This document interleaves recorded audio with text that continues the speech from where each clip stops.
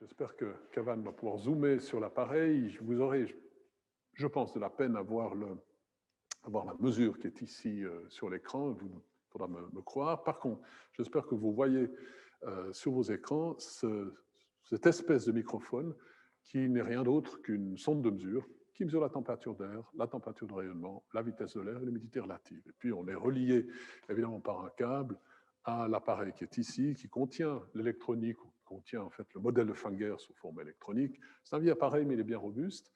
Et puis là, j'ai actuellement la mesure que vous avez peut-être la possibilité de voir à l'écran, j'en sais rien, là il faut vraiment me croire, c'est la fraction d'insatisfait. Encore une fois, on a une échelle de mesure qu'on peut varier ici sur la droite, avec le bouton de droite. La première échelle que j'utilise, c'est la fraction d'insatisfait, 16%. Nous sommes dans des conditions hors confort optimal. Je vous rappelle, ça ne doit pas dépasser 10%. J'imagine que vous devinez pourquoi nous sommes hors zone de confort. Je mesure, enfin, j'indique maintenant, toujours avec la même sonde, le vote moyen. Et le vote moyen actuel est de moins 0,72. Donc, ça vous confirme que nous sommes dans des conditions d'auditoire frais à trop frais, hein, selon l'échelle de Fanger. Donc, péjoré par rapport à l'exercice ou au modèle fictif que je vous ai montré tout à l'heure. Donc, si je résume, on peut mesurer le confort thermique. C'est un appareil qui est utilisé par les services techniques du bâtiment, reconnu aussi par la SIA, pour parler de manière claire en mode suisse. Il y a d'autres boutons ici qui sont des boutons de réglage du modèle de Fanger. Je précise quand même, ici, tout à gauche, c'est le facteur d'habillement, ce qu'on appelle mesuré en clos, pour clothes. Actuellement, nous avons un type d'habillement qui correspond à l'habillement que nous avons, c'est-à-dire un habillement léger, mais que je peux bien entendu varier. Si je vais vers un habillement type hiver, je vois la valeur du vote moyen se rapprocher de 0 parce qu'en déplaçant le bouton, comme on dit, vers la droite, eh bien j'augmente le facteur d'habillement. Donc c'est comme si je mettais une veste d'hiver proche d'une veste de ski, et à ce moment-là, le confort devient entre guillemets acceptable.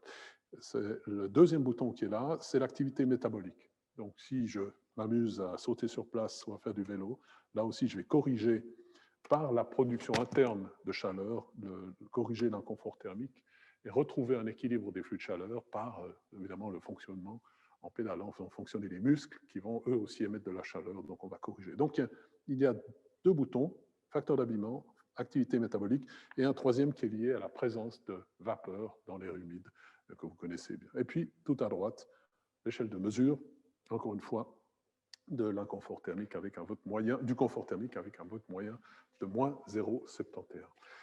Voilà cet appareil, voilà le tour d'horizon un peu rapide, j'espère que ce n'est pas trop rapide, de ces notions d'inconfort, ou de confort pardon, thermique. Je vais peut-être juste résumer, pour terminer en une petite minute, le fait que le fameux modèle de Fanger, que j'ai déjà évoqué, hein, ce que je vais écrire là, je l'ai dit, mais c'est important peut-être de le noter pour que vous ne l'oubliez pas.